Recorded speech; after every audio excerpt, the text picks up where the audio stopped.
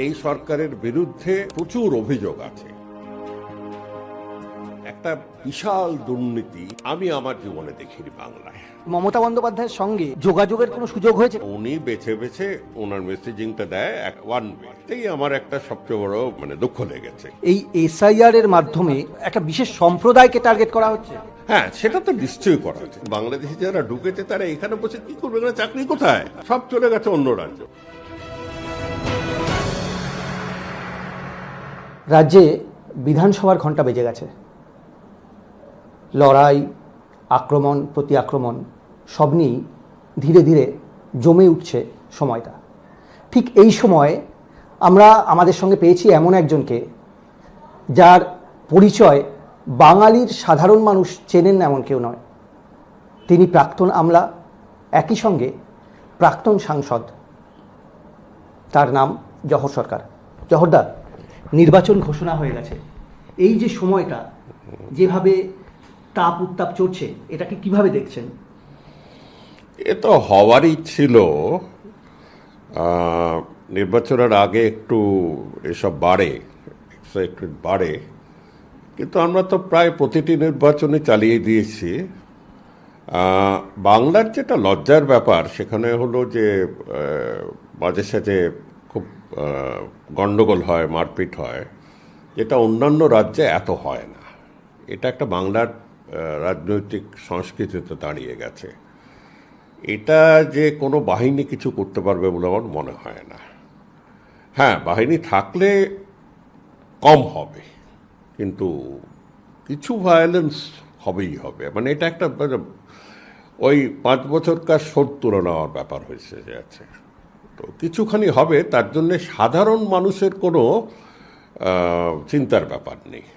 সাধারণ মানুষের উপর এসব হয় না, এগুলো ওই গুন্ডারা গুন্ডাদের উপর করে। আমরা ভোট হিংসার পার্টটা একটু পরে আসছি। এই যে এবছরের নির্বাচনের আগে থেকেই এসআইআর মানুষের নজর কেড়েছে, ভোট ঘোষণা হয়ে গেছে, কিন্তু এখনো পর্যন্ত একটা বড় অংশের মানুষ বিচারাধীন। তারা জানে না আদেও যে দুটো পর্বে ভোট হবে তারা এই ভোটের লাইনে দাঁড়াতে পারবেন কিনা। জহরদা, এই যে ভোট ঘোষণা হয়ে গেছে, তারপরে বহু সংখ্যক গতকাল রাত পর্যন্ত প্রায় 40 লক্ষ মানুষ যারা এখনো বিচারাধীন, এটা তো অতীতে কখনো হয়নি। এটাকে কিভাবে দেখছেন? এটা একেবারে জ্ঞানেশ কুমারের মাথা থেকে বেরিয়েছে। আমি নাম করেই বলছি, বয়সে অনেক ছোট এবং প্রশাসনিক এতেও অনেক পরে এসছে। আমরা 1950 থেকে ইলেকশন করছি, 51 সাল থেকে। 50 থেকে শুরু হয়েছিল রোল বানানো, 51 সাল থেকে ইলেকশন হচ্ছে। আজ অবধি এত মিসম্যানেজমেন্ট কোনো দিন হয়নি। আর মিসম্যানেজমেন্ট বা এই গণ্ডগোলের পেছনে একজনের মস্তিষ্ক বা মস্তিষ্কর বিকৃত চিন্তার জন্যই এটা হয়েছে। আমি নাম করেই বলছি, নাম না করে এইসব বলা যায় না। অন্যান্য 2জন কমিশনার আছে, তার মধ্যে শুনেছি একজন নাকি প্রতিবাদ করেছে, আমাদের ভেতরকার খবর, আর একজন চুপচাপ শুনে যাচ্ছে। জিনিসটা হলো যে ভোটের অধিকারটি একটি মৌলিক অধিকার মানুষের, আর মানুষ সারা জীবন যে প্রতিদিন তাদের জীবন রোজগারে ব্যস্ত থাকে। অতএব রাষ্ট্র বা ইলেকশন কমিশনের দায়িত্ব হলো তাকে বুঝিয়ে তাকে রোলে আনা। এটি সুকুমার সেন শিখিয়েছিলেন।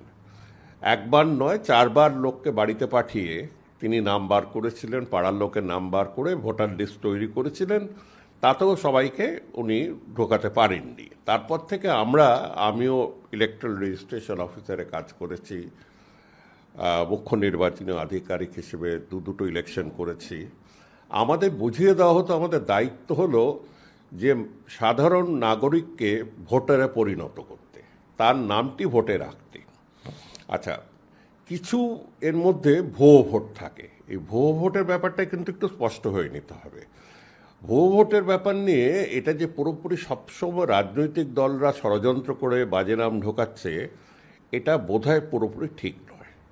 যেটা হয় কি, প্রচুর লোক শহরের মধ্যে বা শহরের ভেতর বাইরের মধ্যে তারা বাড়ি পাল্টায়, বা বাড়ির কোনো আরেকজন নতুন এসে গেল, বউ এসে গেল, সন্তান এসে গেল, এরা সবসময় যখন বাড়ি পাল্টায় তারা কখনো আগের নামটা কাটে না।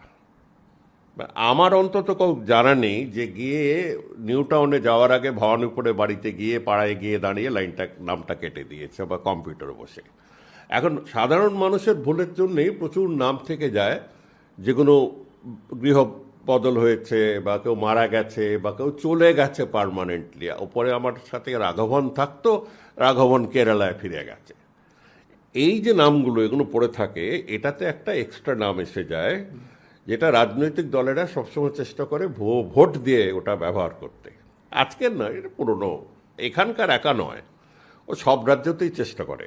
তাদের তো একটা কাজের পদ্ধতি আছে।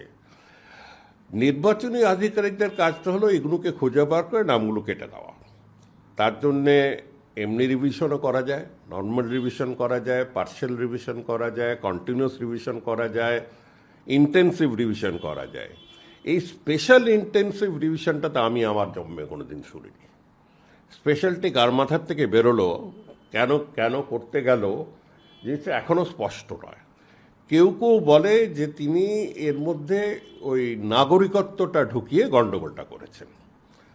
আচ্ছা, নাগরিকত্ব হলো আমাদের অমিত শাহর খুব প্রাণের একটি শখের জিনিস দাঁড়িয়ে গেছে। নাগরিকত্ব ছাড়া ওই ঘুষপেটিয়া বলে একটা কথা বার করেছে, ছাড়পোকার মতন ঘুষপেটিয়া। আমি না বলে পাচ্ছি না, জানেন, আমেরিকার থেকে যেসব খবর আসে সবচেয়ে বেশি ঘুষপেটিয়া ওর রাজ্য থেকে। গত বছর ধরা পড়েছে এতে ক্যানাডার বর্ডারে, তথ্য থেকে বলছি, ৯৫,০০০, গত বছর না, 2024-এ আমেরিকা ছাপিয়ে দিয়েছে যে 2024-এ ৯৫,০০০ ভারতীয়কে ক্যানাডার বর্ডারে ধরা পড়েছে ঘুষপেটিয়া করতে গিয়ে। আর তার মধ্যে ৪৫,০০০ শুধু অমিত শাহ রাজ্য থেকে, একজনও বাঙালি ধরা পড়েনি। এই যে ঘুষপেটিয়া জিনিসটাও রাজ্য থেকে এসছে বলে মাথায় ঢুকে গেছে যে এটাকে যদি আমি রোধ করতে পারি, কারণ ওখানেই বেশি দেখেছে। হ্যাঁ, আমি বলছি না যে এখানে আপনার এই নেই, তোমাদের বাংলাদেশি নেই, আমি একবারও বলবো না। মেক্সিকোর লোক আমেরিকায়, এই দেশের লোক ওই দেশে, এটা সবসময় হয়ে এসছে। কিছুখানি সংখ্যক রয়েছে, কিন্তু তার জন্যে ১৪০ কোটি ভারতীয় নাগরিককে বস্ত্রহরণ করে প্রমাণ করতে হবে তাদের যে তারা ভারতীয়। আপনার কি মনে হয় এই এসআইআর এর মাধ্যমে মূলত একটা বিশেষ শ্রেণীকে টার্গেট করা হচ্ছে, একটা বিশেষ সম্প্রদায়কে টার্গেট করা হচ্ছে? হ্যাঁ, সেটা তো নিশ্চয়ই করা হচ্ছে, সেটা তো বোঝাই যাচ্ছে। তো বাচ্চা ছেলেরাও বোঝে, এবং যারা সমর্থন করাচ্ছে হাততালি দিয়ে সমর্থন জানাচ্ছে, বেশ করেছে, বেশ করেছে, বেশ করেছে, মুসলমান ধরা যাক, মুসলমান ধরা যাক, তাদেরকে বাংলাদেশে তাড়িয়ে দেওয়া যাক। কেন কেন যেসব মুসলমানরা বাংলাদেশ বা পাকিস্তান হওয়া সত্ত্বেও তাদের মাতৃভূমি ছেড়ে যায়নি, হ্যাঁ, তারা সংখ্যালঘু হয়ে থেকে গেছে, সংখ্যালঘু থাকাতে অনেক রকমের বিপদ আছে, সে জেনেও তারা থেকে গেছে, তারা মাতৃভূমি তাদের গ্রাম ছাড়েনি, তাদেরকে আজকে এত শোধ করতে হচ্ছে। কেন করতে হচ্ছে বলছি, কিছুতেই একটা শ্রেণী বুঝতে পারছে না যে বাংলা তাদের গ্রহণ করছে না। বাংলা যাকে গ্রহণ করেছে সে ব্যাপারে আমার খুব একটা আনন্দের কারণ নেই, কিন্তু বাংলা যাদের গ্রহণ করছে না তাদের নিয়ে বলছি। তারা গ্রহণ করছে না, তার বাংলার একটা সংস্কৃতির ব্যাপার আছে। ১৫০ বছর ধরে আমাদের এখানে নবজাগরণ চলেছে, আমাদের মধ্যে এই জাত পাত, আমি সরকার, আমি কি জাত কেউ জিজ্ঞেসও করে দেখিনি আমাকে আজ অব্দি। এই ৭০-৭৫ বছরে কেউ কোনোদিন জিজ্ঞেসও করেনি, কেউ কারোকে জিজ্ঞেস করেনি, হ্যাঁ গো দত্ত, তোমার নাম কি, তোমার জাত কি। এটা আমাদের সংস্কৃতির মধ্যে নেই। হ্যাঁ, আমরা দুর্গা পুজো করি, পুজোর থেকে বেশি মজা করি, আনন্দ করি, এটা আমাদের সংস্কৃতি। তার মধ্যে মিলন উৎসব, হ্যাঁ, মিলন উৎসব, তার মধ্যে থেকে ত্রিশূল ধরি রাম আবার কবে ত্রিশূল নিয়েছিল আমি জানি না, শিব ত্রিশূল নিয়েছিল আমি জানি, কিন্তু একে ধরে তাকে ধরে মোটর বাইকে চাপিয়ে ত্রিশূল দিয়ে চরওয়াল দিয়ে, এই যে একটা ভয়ঙ্কর সংস্কৃতি, এটার বিরুদ্ধে বাঙালিরা ঐক্যবদ্ধ। যাকে দিচ্ছে আমার মনে হয় বেশিরভাগ লোক বাধ্য হয়ে দিচ্ছে, আর কাউকে না পেয়ে তাকে দিচ্ছে। এটা আমার নিজের ব্যক্তিগত বিশ্বাস, রাজনীতির মধ্যে ঢুকতে চাই না, কিন্তু দিচ্ছে। অতএব এই শ্রেণী বারংবার বুঝে এসছেন তাদের প্রভু। আমি প্রভু কথাটা ব্যবহার করছি, আমি সিনিয়র বলছি না কিন্তু, কারণ এখন দিল্লির বা উত্তর ভারতীয় বিজেপির নেতৃবৃন্দের সাথে বাংলার নেতৃস্থানীয় বিজেপির এরা প্রভুভৃত্য সম্পর্ক। আর না, আমি তো চোখের সামনে দেখতে পাচ্ছি কিভাবে কথা বলে, কিভাবে হাত টান করে জোর করে দাঁড়িয়ে থাকে। কংগ্রেস আমলে তো ছিল, হাইকমান্ড ছিল, আর এখানে ছিল, মুখ তুলে কথা বলতেন। বিধান রায় নেহরুকে নেহরু বলে, জওয়াহরলাল বলে ডাকতেন। একটা সম্পর্কের ব্যাপার আছে না, প্রবৃত্ত। এখানে দেখবেন ভাঙা হিন্দিতে কথা বলে, তারা হিন্দি বলতে পারে না কিন্তু ভাঙা হিন্দিতে কথা বলে, এখানে পার্লামেন্টে কথা বলে। এই যে প্রভুভৃত্ত সম্পর্কর মধ্যে সাথে যে একটা সংস্কৃতিকে তারা নিয়ে আসতে চাইছে, সেটার বিরুদ্ধে বাংলার মানুষ কিন্তু সোচ্চার। এক, আর এরা যখন জিততে পারে না তখন বলে যে এত বেশি বাংলাদেশি ঢুকে গেছে এখানে যে আমরা পার পেরে উঠছি না। আমাকে যদি সত্যি কথা বলো, আমি নজর করে দেখি, যদি বাংলাদেশি যারা ঢুকেছে তারা এখানে বসে কি করবে, এখানে চাকরি কোথায়? সব চলে গেছে অন্য রাজ্যে, অন্য রাজ্যে গিয়ে রিক্সা চালাচ্ছে, হ্যানা করছে, তারা করছে। কিন্তু ওরা অজুহাতটা দেয় যে বাংলাদেশি বেশি ঢুকে গেছে, আর তারা ধরেই নিয়েছে যে 30% মুসলমান এখানকার বা 28% মুসলমান, তারা ওদের ভোট দেবে না। অতএব একেবারে এক নজরে তার পেছনে লেগেছে। যতক্ষণ ব্যাপারটা রাজনৈতিক ছিল, যতক্ষণ ব্যাপারটা একটা হিংসে ভিত্তিক ছিল, আমরা ঠিক সহ্য করতে পারতাম। যে মুহূর্তে একজন আইএএস অফিসার, প্রাক্তন আইএএস অফিসার, তার জাত ধর্ম ছেড়ে, তার সংবিধানের প্রতি তার নিষ্ঠা ছেড়ে গিয়ে এইদের হয়ে কাজ করে গিয়ে এসআইআর, সিটিজেনশিপ, এই ফর্ম ভর্তি করো, এই লাইনে দাঁড়াও, ডাউটফুল, আর কি কি নাম ব্যবহার করেছে, এই না কি বলেছে যে বিচারাধীনে না, তার আগে বলেছে যে ওই কি বলে কি ইনকম্প্যাটেবল না কি বলেছে, হ্যাঁ ইনকম্প্যাটেবল বলেছে। একটা যন্ত্র যার কোনো সংস্কৃতি নেই, সে যন্ত্রকে বলছে তুমি ঠিক করো। বাবা যদি ব্যানার্জি দুটোই লিখে থাকে, ছেলে যদি ব্যানার্জি একটা আই লিখে থাকে, বাস হয়ে গেল, তুমি এক নয়। সে ব্যানার্জি যদি বন্দ্যোপাধ্যায় লিখে থাকে, কেউ আর একজন ব্যানার্জি লিখে থাকে, এটা নট পসিবল। আরে কম্পিউটার তো যে, আচ্ছা তুমি কম্পিউটার নিয়ে কাজ করো, আমি মানছি ভালো, কিন্তু কম্পিউটারটাকে তো শেখাতে হবে। কম্পিউটার তার মূর্খ যন্ত্র, তার মধ্যে সাংস্কৃতিক এই যে সূক্ষ্মতাগুলো, এগুলো তো কোডে এন্ট্রি করতে হবে। না করে সে কম্পিউটারটাকে একটা ফ্র্যাঙ্কেনস্টাইনের মতো বাংলার মানুষের উপর চালিয়ে দিল। এই কি আশ্চর্য! বলছি, আর মূল যে ভোটের দিন, তার ক্ষেত্রে প্রায় 1 মাসের কিছু বাকি আছে, কিন্তু এই যে বিচারাধীন, তার মধ্যে একটা বড় অংশ সংখ্যালঘু। এই ভোটারের সংখ্যা প্রায় 40 লক্ষের কাছাকাছি।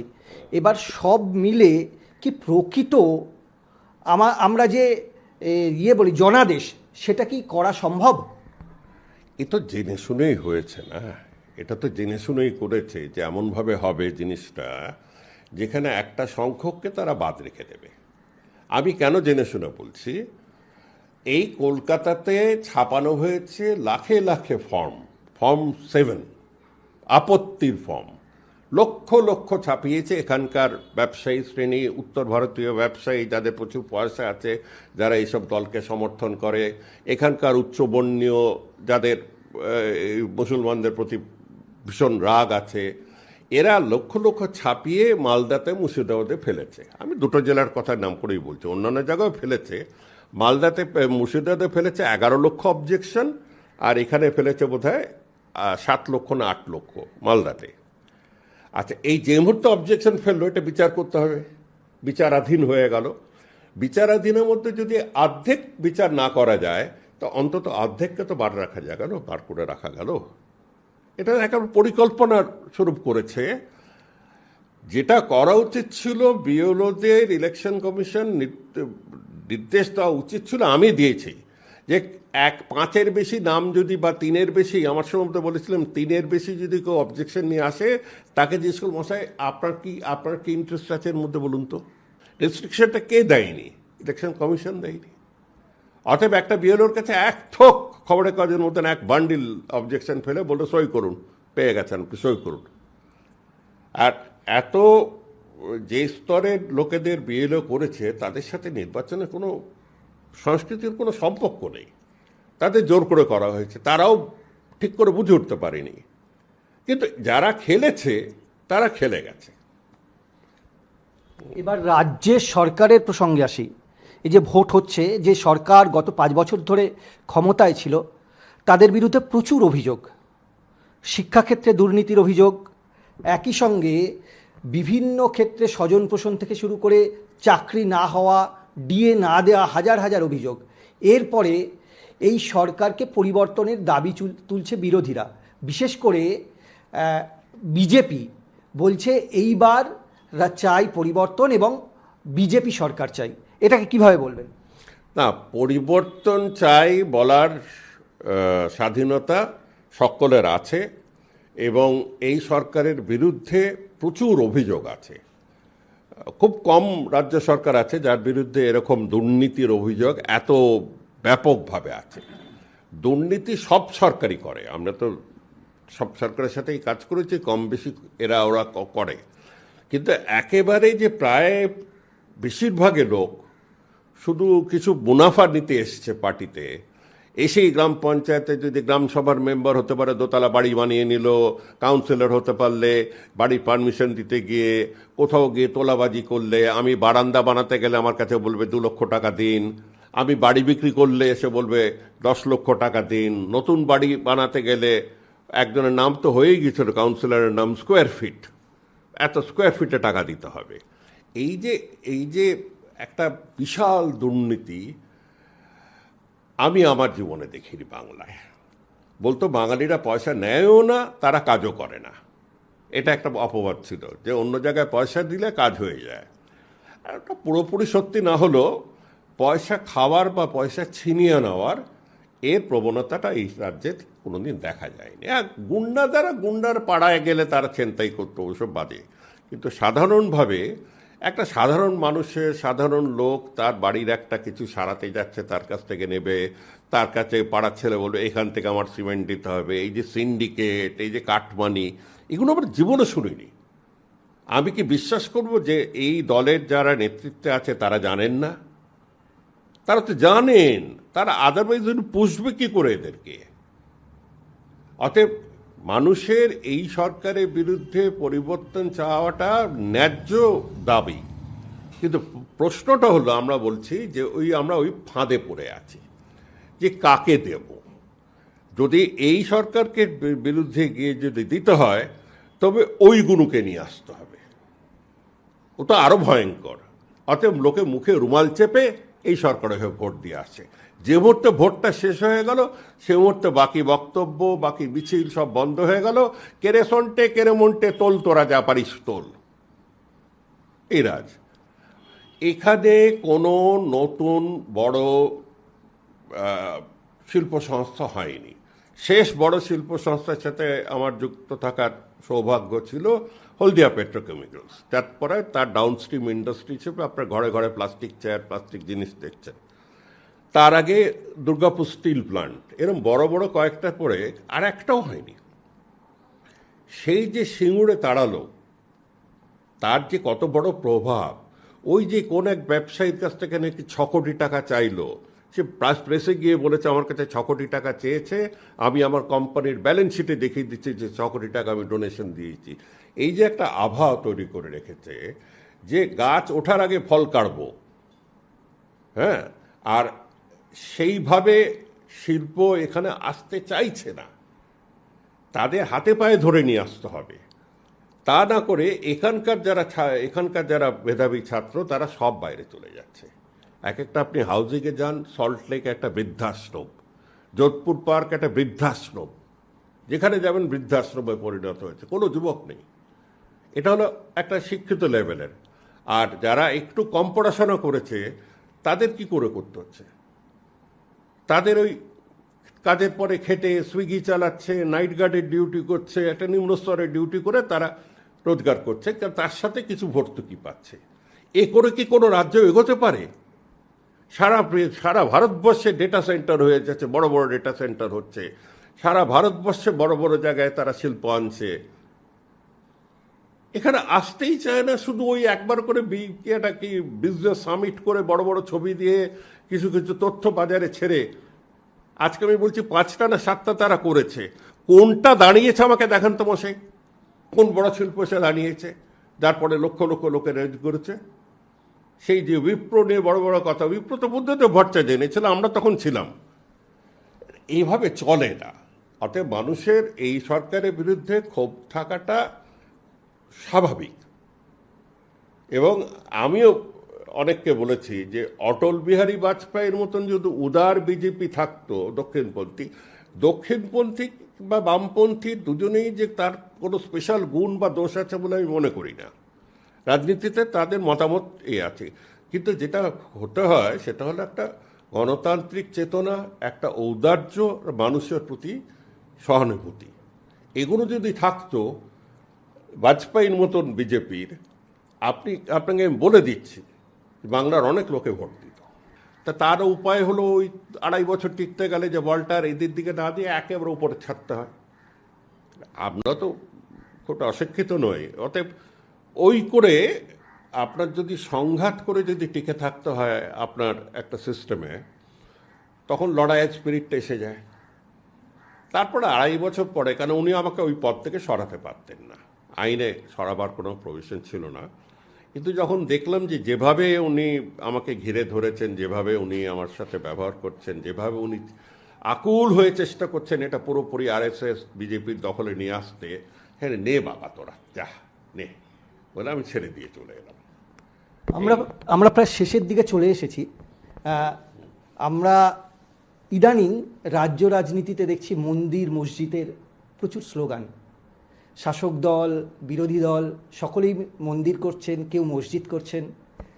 তাদের আলোচনায় ধর্ম, রাজনীতিতে এই যে ধর্মের অনুপ্রবেশ, এটাকে কিভাবে বলবেন? রাজনীতিতে যখন অর্থনৈতিক সুবিধা, যেটা মানুষের পেট চলে, যখন ভাত দিতে পারে না, তখন বলে ওপরের দিকে তাকাও। আর বেশি ওপরের দিকে তাকালে কি হয় জানেন তো? হাঁটতে গেলে হোঁচট খায়, বেশি ওপরের দিকে তাকালে। ধর্মকেন্দ্রিক রাজনীতি আমাদের সংবিধানের বাধা আছে, সেই বাধাকে ভেঙেছে সবচেয়ে বেশি নরেন্দ্র দামোদর দাস মোদী। তিনি ভেঙেছেন, আর তিনি ভেঙে যাওয়ার পরে যখন আমাদের জুডিশিয়াল ব্যবস্থা যখন কিছু না করতে পারলো না বা করলো না, কারণ অনেকেই তার হাতে তৈরি করে লোক ওখানে বসানো আছে, তখন যখন ইলেকশন কমিশন তার সাম্প্রদায়িক উক্তির বিরুদ্ধে যখন কোনো অ্যাকশন নিল না, সেই দেখে অন্যরা বললা হাম কেউ কম যায়, আমরা কেন কম করব। জিনিসটা হচ্ছে এটা একটা বাজে রাজনীতি, ধর্ম নিয়ে খেলা। আমি বারবার বলবো, যেই করুক, কেন আমি সরকারি পয়সায় দীঘায় মন্দির করতে যাব আমি বুঝতে পারছি না। মন্দির আপনি দীঘায় করুন, লোকের কাছ থেকে চাঁদা নিন, 10 টাকা 5 টাকা 100 টাকা লোকে দিয়ে দেবে আপনার যদি সেই পপুলারিটি থাকে। কিন্তু আপনি সরকারি পয়সায় কোন এতে করলেন? আপনি কোথায় শিলিগুড়িতে গিয়ে বলছেন কি কালী মন্দির করবেন, রুক্মিণী মন্দির করবেন, কিসের, কোথায়, কোন প্রভিশনে করছেন আপনি? এগুলো তো আইন বিরোধী। আবার যে বলছে যে গিয়ে তার পয়সায় মসজিদ করবে, সে মসজিদে একটা নাম রাখবে, যে নাম থেকে একটা প্ররোচনা সৃষ্টি হচ্ছে, এগুলো ঠিক নয়, একেবারে ঠিক নয়। তবে আপনার সাথে নরেন্দ্র মোদীর তফাৎটা কই রইল? যদি মন্দিরেই ভোট দিতে হয়, তবে অযোধ্যার মন্দিরে ভোট দিই না, দীঘার মন্দিরে ভোট দেবো কেন? আমরা একদম শেষ প্রশ্নে চলে এসেছি। আমি জানি আপনি প্রধানমন্ত্রীর অনেক বড় সমালোচক। এখন তৃণমূল ত্যাগের পর রাজ্য সরকারের কাজকর্ম নিয়ে আপনি খুশি নন। এই মুহূর্তে রাজ্য সরকারেরও সমালোচনা করছেন। ভোটের ফল কি হতে চলেছে? সাধারণ মানুষকে যারা ভোট দিতে যাবেন তাদের জন্য কি আপনার কোনো শেষ মুহূর্তে পরামর্শ আছে? আমি পরামর্শ দিতে পারবো না, এবং আমি জ্যোতিষীও নই। আমি শুধু বলবো যে কলকাতার যে লক্ষ লক্ষ লোক রাস্তায় নেমে পড়ল 14ই আগস্ট 2024, এই যে মাসের পর মাস প্রতিবাদ হলো, কলকাতাকে তো একটা চাপা রাগ আছে, কলকাতা এবং শহরতলিতে আছে, যেটা বা প্রকট হয়েছে শহরতলি আর কলকাতায়, অন্য জায়গায় সে আছে। সেই রাগটি কিন্তু এখন ঘুরে গেল এই জ্ঞানেশ কুমারের জ্ঞানেশ জিনিস করতে গিয়ে সারের দিকে, আর সারের ওপর রাগটা সব পড়ল বিজেপির ওপর। অতএব ভদ্রমহিলা বেঁচে গেলেন, তার পুরোপুরি সুবিধা নিয়ে নিলেন। যেভাবে চিত্রটা এখন দেখা যাচ্ছে যে এই রাগ যেটা গিয়ে যদি ভোটটাকে যদি পরিষ্কার করে করা যেত, একটা অন্য ফলাফল হলেও হতে পারত। এখন মনে হচ্ছে উনি পুরো সারের বিষটাকে নিজের দিকে টেনে নিয়েছেন, অতএব মনে হচ্ছে যে ওই দিকেই যাচ্ছে। কিন্তু আমি শেষ অবধি বলে যাব, নিজের ভোট নিজের বিবেক বেচবেন না। যদি আপনি মনে করেন যে একজন নির্দল প্রার্থীকেও দিতে হবে, সে হেরে যাক, কিন্তু আপনি আপনার বিবেকে ভোট দিয়েছেন। বিবেকের ওপর ভোটটা চাইছি। ক্যান্ডিডেট সে যেই হোক, তৃণমূলের মধ্যেও অনেক শিক্ষিত লোক, অনেক ভালো লোক আছে আমি দেখেছি, খুব বেশি সংখ্যায় না হলো। বিজেপির মধ্যেও আমি দেখেছি বেশ কয়েকজন নিষ্ঠা নিয়ে কাজ করে। আর অন্যান্য দল, বাম, কংগ্রেস, অন্যান্য দলের মধ্যেও আছে। অতএব ক্যান্ডিডেটের দিকে চেয়ে ভোটটা দিন। আমার এটাই হলো যে ক্যান্ডিডেটের চেয়ে ভোটটা দিন। আর মুসলিমদের প্রতি আমার একটি বিশেষ আবেদন, এই আপনাদের 28% নিয়েই কিন্তু খেলা দেখিয়ে, যুদ্ধ দেখিয়ে ভদ্রমহিলা জিতে আছেন, আবার জিতবেন আপনাদের ভোটেই। আপনাদের যারা নির্বাচক যাচ্ছেন, যারা আপনাদের বিধায়ক যাচ্ছেন, তাদের কাছ থেকে মুচলেখা নামিয়ে লিখে নিয়ে নেবার যাওয়ার আগে যে তুমি আমাদের জন্য কি করলে। হ্যাঁ, তুমি ওনার সাথে গিয়ে নিজের সম্পত্তি বাড়ালে, বা তুমি যা ইচ্ছা করে থাকো, তুমি যে সম্প্রদায়টা সবচেয়ে বেশি পিছিয়ে আছে গ্রামাঞ্চলে, তার জন্য কটা স্কুল করেছো। হ্যাঁ, আমার ওই মৌলানা বা মুয়েজ্জিনের অ্যালাউন্সের জন্য আমরা চিন্তিত নই। আমরা চিন্তিত যে কটা নারী স্কুল গ্রামে সেট আপ করেছো, বা স্কুল যদি থাকে, সন্ধ্যাবেলা কি তোমরা অশিক্ষিত পরিবারদের মধ্যে মেয়েগুলোকে বা ছেলেগুলোকে একত্রিত করে কোনো কোচিং দিতে পারো না? এই যে একটা সম্প্রদায়ের প্রতি, আর সেটা যেটা বলছি সেটা শুধু মুসলিম নয়, সেটা দলিতদের কথা বলছি, সেটা শিডিউল ট্রাইবের কথা বলছি। এই যে স্পেশাল ইনিশিয়েটিভ এটা না করলে কিন্তু কখনোই সমান হবে না। শুধু রিজার্ভেশন করে কখনোই জিততে পারবে না। শেষে যে কথাগুলো বলবো, ভোট আসে, ভোট যায়। মানুষকে কিন্তু তাদের নিজেদের পছন্দের প্রার্থীকে বেছে নেওয়ার কথাই বলছেন জহরবাবু। বলছেন বিবেকের কথা শুনতে। ভোটের ফল জানার এখনও অনেকটা সময় বাকি। তার আগে মানুষ কি সিদ্ধান্ত নিচ্ছেন সেটাই এখন দেখার। ক্যামেরায় ধীমান হালদারের সঙ্গে সুরজিৎ দত্তের রিপোর্ট, ইটিভি ভারত।